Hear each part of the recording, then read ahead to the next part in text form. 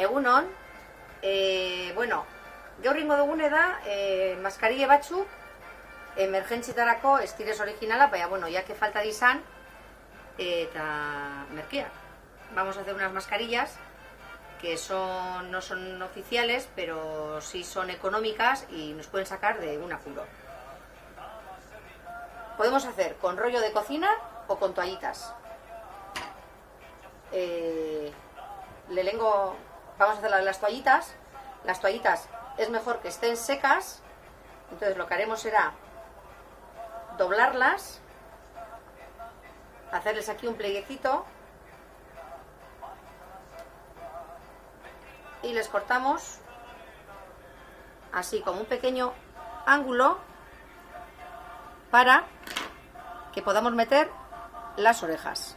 Entonces, como las toallitas son un poquito flexibles, las estiramos, las ponemos en el morro y nos enganchamos en las orejas. Esta es una de las mascarillas. Uste duzuen moduen, bueno, apurutik urtetako nik uste dut nahiko ondo dauela. Ipini bi, pondremos dos toallitas, entonces nos cogerá siempre un poquito más. Lo cogemos, los usamos y las tiramos.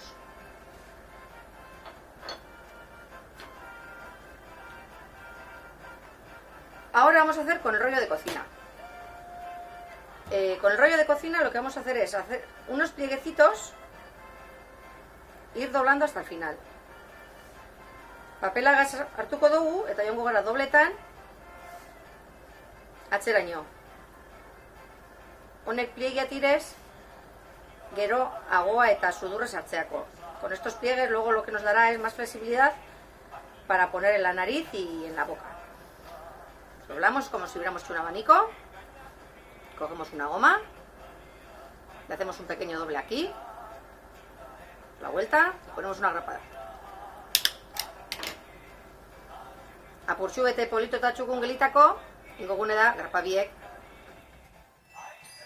era bardinean ipintea.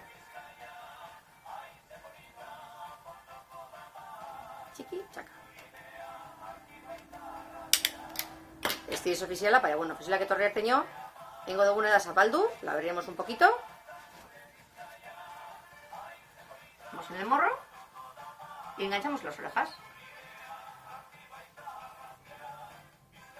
Honetires, aukera biek. Estas son las dos opciones que tenemos de hacer las mascarillas económicas y bueno, pues hasta que consigamos las oficiales, pues no están mal.